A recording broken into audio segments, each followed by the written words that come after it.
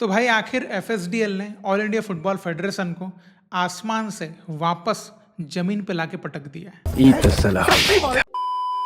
तो आज हम बात करने वाले हैं FSDL versus all India football federation versus future of Indian football. तो चारों दिशाओं में चर्चाएं चल रही है कि अब क्या होगा, क्या आईएसएल बंद होने वाला है, आईएसएल क्लब्स का क्या होगा, प्लेयर्स का क्या होगा।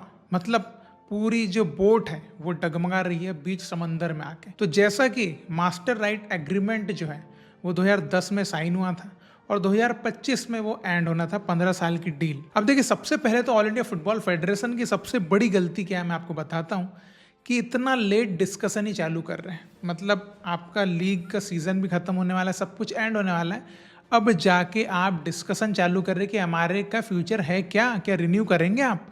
तो इससे आप समझिए कि ये लोग कितनी चिंता करते हैं इस देश की। इससे आप समझ जाइए, इनको अभी तक फिक्र ही नहीं थी। जो चीज़ 2024 में डन कर लेना चाहिए था मेरे हिसाब से कि भाई ये डील आपकी अगले साल ख़त्म होने वाली है, तो अभी इसके ऊपर डिस्कस कर लेते इसी साल, ताकि अगले साल झंझट ही ना हो। जब रहेगा रिन्यू करना है नहीं करना सब डिसाइडेड रहेगा। लेकिन अभी यहाँ पर देख लो, बिन पेंदी के लोटे के जैसे इधर उधर हो रहे हैं लोग। अब मैं इनको बिन पेंदी का लोटा बोल क्यों रहा हूँ, उसके पीछे वजह है, क्योंकि बिना वजह के तो मैं कुछ बोलता नहीं हूँ। तो देखो, जैसे कि आपको पता है कि एफएसडीएल ने कहा है कि भाई हम 5,000 करोड़ के नुकसान पे है पिछले 15 सालों में। मतलब बहुत नुकसान झेला उन्होंने, ऐसा उनका कहना है, और झेला भी होगा क्योंकि उतना प्रॉफिट बन ही नहीं रहा है। तो ये जो उनका नुकसान हुआ है इतने सालों में, इसको मद्देनजर रखते हुए अब फिर से वो नुकसान झेलना नहीं चाहते। तो उनकी जो एमआरए को लेकर न्यू शर्त है वो ये है कि हम आपको पैसा नहीं देंगे। अब जो 50 करोड़ फिक्स जो डील हुई थी 2010 में, पैसा नहीं देंगे। अब हम एक न्यू कंपनी बनाएंगे जिसमें एआईएफएफ, आईएसएल क्लब्स और एफएसडीएल पार्टनर रहेंगे, प्रॉफिट शेयर करेंगे, जिसमें 14% का शेयर जो है वो ऑल इंडिया फुटबॉल फेडरेशन को दिया जाएगा। अब यहाँ पे ऑल इंडिया फुटबॉल फेडरेशन की गर्दन पकड़ ली उन्होंने, ठीक है। अब मुझे इस पर हंसी भी आ रही, वैसे काफ़ी चिंता का गंभीर विषय है, लेकिन जो काले कारनामे करे हैं ऑल इंडिया फुटबॉल फेडरेशन ने, उसका अब नतीजा तो मिलेगा ही। तो ये जो शॉर्टकट के पीछे भागे थे ना भाई 2010 में, अब मिला है नतीजा आपको शॉर्टकट के पीछे भागने का। इसलिए लाइफ में लेसन ले लो भाई, कभी भी सफलता के पीछे जाओ ना तो पूरी शिद्दत से जाना। शॉर्टकट पकड़ के शॉर्टकट ट्रेन में मत चढ़ जाना, पूरी शिद्दत से जाना, तो आपको लॉन्ग टर्म में ना परमानेंट सॉल्यूशन जो रहता है उस किसी भी चीज़ को मिलेगा। एक परमानेंट की आप किसी मुकाम पे पहुंचोगे तो वहीं रहोगे, एकदम से खट्ट से करके नीचे नहीं गिरोगे। लेकिन all India football federation shortcut के चक्कर में भागा। 15 साल खूब धूम मचाई इन्होंने, मस्त गचक के पैसा आ रहा था, बिल्कुल बोरी भर भर के 50 करोड़ खूब उड़ाए। 12 लाख सैलरी, अभी भी जाओगे तो 6 lakh salary, 5 lakh salary, 4 lakh salary, जो डिजर्व ही नहीं करते। मतलब अगर मेरी कंपनी होती ना तो भाई इन लोगों को मैं 1 लाख से ज़्यादा ना दूं, 50,000 दूं, इतना ये है इनकी लेवल। और इनको 6-6 लाख, 5-5 लाख बिना काम के। तो जो पैसा डेवलपमेंट पे लगना चाहिए वो तो ये सैलरी में खा रहे हैं। तो देखो, इससे नुकसान एक्चुअली बताऊँ किसको है, ये जो सीट पे गद्दी पे विराजमान लोग हैं इनको है। क्यों? क्योंकि इनका सीधे जो आ रहा ना खट्ट से पेट में घुसाने के लिए, वो बंद हो जाएगा और इनको करनी पड़ेगी मेहनत, जो ये करना नहीं चाहते, क्योंकि इनको आयता सीधा खाने को मिल रहा है बैठे बैठे। तो जो इंसान को आलस की आदत लग चुकी है, अब उसको ये बोल रहे कि नहीं अब तू काम करेगा आपसे, ये नहीं हो पाएगा इनसे, क्योंकि ये इनके खून में ही नहीं है काम करना। तो एफएसडीएल ने जो शर्त रखी है ना, वो ओनली ऑफर है कि टेबल पे एक ही ऑफर है, अब इसको लेना है तो लो, ना तो भाड़ में जाओ। और सुनने में ये भी आ रहा है कि एएफएफ ये भी चाह रहा था कि भाई आई लीग के मार्केटिंग पार्टनर भी आप एफएसडीएल बन जाओ। ये ऐसा सुनने में आया है, कितना कंफर्म है इसके ऊपर मैं जो है वो नहीं बोल रहा हूँ, ये सुनने में आया है। और एफएसडीएल ऑब्वियसली इसमें कोई इंटरेस्टेड नहीं है, उनको नेशनल टीम और जो है उनका आईएसएल, इससे मेन मतलब है। तो यहाँ पर आप देखो कि ऑल इंडिया फुटबॉल फेडरेशन को सीधे सीधे नुकसान क्या हो रहा है, सीधा उनका जो बजट है वो आधा हो जाएगा, या आधे से कम भी हो सकता है।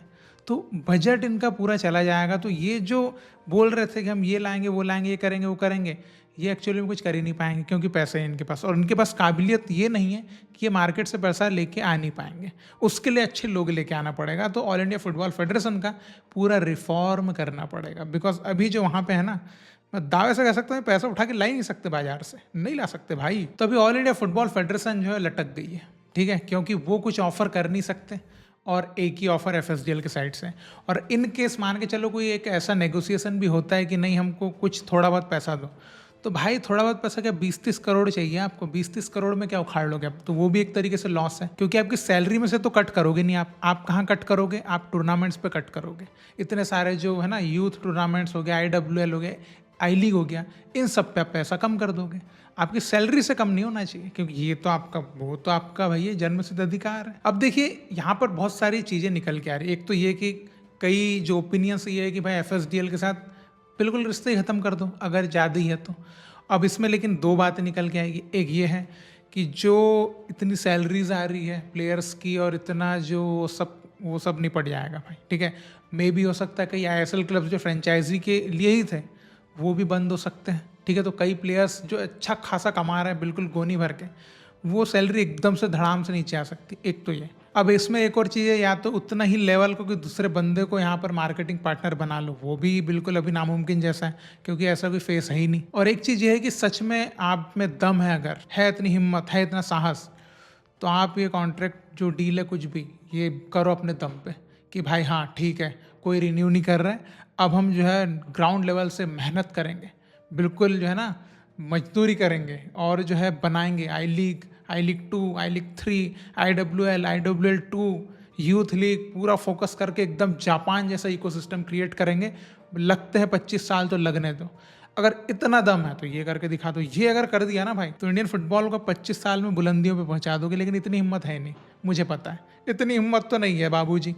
तो अभी क्या रास्ता है, क्या होगा, ये मैं देखना चाहूँगा, क्योंकि अगर प्रॉफिट शेयरिंग पे जाते हैं उसमें भी AFF जो है वो मतलब नहीं बनता उनका, क्योंकि पैसा उनके पास कुछ चिल्लर इकट्ठी होगी, फिर ज़्यादा कुछ नहीं आएगा। क्यों? क्योंकि उतना अगर रेवेन्यू बनाता है FSDL तो 5,000 करोड़ के लॉस में तो जाता नहीं 15 साल में ऑब्वियसली, और क्लब्स भी इतना लॉस में नहीं जाते। तो अब देखने वाली बात यही है कि ऑल इंडिया फुटबॉल फेडरेशन में जो करंट लोग हैं, जो अपने आप को कहते हैं कि we are thinking about future of Indian football, vision जो भी है 2047, 48, 49, 5047, जो भी इनका विज़न है, तो ये कितना सोच रहे हैं, ठीक है। क्योंकि देखो 2047 इनका विज़न कभी था ही नहीं, ये खाली था कि भाई हम कुछ जो है कैसे लोगों की आंखों में धूल झोंक के रखेंगे अगले जो भी जितने भी साल है वो 2047 को। तो अभी देखो इनका जो एक जगह से दाना पानी आने का रास्ता बंद हो सकता है, तो अभी ये कैसे उसको बचाएंगे, क्योंकि ये उसी के ऊपर फोकस करेंगे। तो मैं अगर क्लियर शब्दों में कहूँ ना, तो ये 2025 में ऑल इंडिया फुटबॉल फेडरेशन के पास वो मौका है कि जैसे क्रिकेट का BCCI है वैसे फुटबॉल का AIFF बन सकता है। अब लेकिन यहाँ दिमाग लगाने की बात है कि कैसे ये यहाँ पर सिचुएशन को हैंडल करेंगे और जो है फ्यूचर ऑफ इंडियन फुटबॉल जो है उसको बचाएंगे। क्योंकि अगर MRA रिन्यू होता है तो भाई सिंपल है, इनको पैसा ही लेना चाहिए। यही ऑल इंडिया फुटबॉल फेडरेशन के लिए फ़ायदे की बात है, बिकॉज प्रॉफिट शेयरिंग में तो ये कुछ नहीं आएगा, नंगा नहाएगा क्या और निचोड़ेगा क्या, ठीक है। तो पैसे वो देना नहीं चाहते। तो यहाँ पर मामला इतना गंभीर हो चुका है, इतना मतलब भयंकर, तो अभी सभी लोग इसलिए बहुत ज़्यादा उथल पुथल में है कि भाई क्या होगा, ISL का क्या होगा, सबसे मेन तो ये है। तो देखो as a true Indian football fan, ना तो मैं FSDL के साइड हूँ, ना मैं ऑल इंडिया फुटबॉल फेडरेशन के साइड हूँ, बिकॉज मेरा सोचना कुछ अलग ही रहता है। तो मैं बस यही चाहता हूँ कि भाई अगर ये MRA को रिन्यू करते हैं तो वो फ्यूचर क्या होने वाला है इंडियन फुटबॉल का, क्या पॉजिटिविटी वहाँ से आने वाली है, इसको देख के ही रिन्यू होना चाहिए। वैसे ही कंडीशंस उसमें होनी चाहिए। ऐसा ना हो कि बस पैसों के चक्कर में या फिर से बेच खाओ तुम, ये बिल्कुल नहीं होना चाहिए। और अगर ये रिन्यू नहीं करते तो इनके पास वो हर चीज़ों का सॉल्यूशन होना चाहिए कि कैसे ये टॉप लीग कराएं और उतनी ही क्वालिटी की कराएं, वैसी ब्रॉडकास्टिंग क्वालिटी रहे, सब कुछ वैसा रहे। तो दोनों चीज़ों को बहुत ही मैनेज करते हुए, बैलेंस करते हुए इनको सोचना है। और अगर इन्होंने ये करके दिखा दिया तो बहुत बड़ा काम रहेगा इनके लिए। और देखो यहाँ पर मैं ये भी कह सकता हूँ, अगर मान के चलिए ऑल इंडिया फुटबॉल फेडरेशन में इतने काबिल लोग नहीं है कि ये इतनी डील या नेगोशिएशन नहीं कर पा रहे, तो मैं तो ये सब कहता हूँ, क्योंकि मैं कभी भी इंसान छोटा बड़ा होता नहीं है। आप किसी अच्छे एडवाइज़र को ऐड कर सकते हैं अपने ऑल इंडिया फुटबॉल फेडरेशन में शॉर्ट टर्म के लिए, क्योंकि आप वैसे पैसा बहुत वेस्ट करते हैं। अच्छे एडवाइज़र्स लेके आइए, अच्छे लोगों से कंसल्ट करिए और उसके बाद आप जो है क्या बेहतर हो सकता है वो डिसाइड करिए। और ये मैं इसलिए बोल रहा हूँ क्योंकि मुझे करंट कमेटी में उतने नॉलेजेबल या उतना मतलब कि वैसा है ना, एक होता है ना कि उतनी गट्स वो लगते नहीं है लोग, इसलिए ये मेरा मैंने देखा है वहाँ पे लोगों को, इसलिए मैं ऐसा कह सकता हूँ। तो आपका क्या ओपिनियन इसके ऊपर, क्या MRA रिन्यू होना चाहिए FSDL के साथ, या ऑल इंडिया फुटबॉल फेडरेशन को अपने तरीके से काम करना चाहिए। उनका तरीका वैसे काफ़ी वाहियात है, लेकिन हाँ, अच्छे लोग अगर ऐड किए जाएँ और सब चीज़ें किया है तो वो भी बेटर हो सकता है, उसमें कोई दिक्कत नहीं है। स्लो लेकिन धीरे धीरे काम होगा, प्रोग्रेसिव अच्छा तरीके से ऊपर जा सकते हैं। तो मेरा ओपिनियन यही था कि जो बेस्ट चीज़ हो सकती है फ्यूचर को ध्यान में रखते हुए वो होना चाहिए। आपके क्या ओपिनियन है आप कमेंट में लिख के ज़रूर बताइएगा। And for more discussions you can subscribe the channel. हम फिर मिलेंगे, बाय बाय।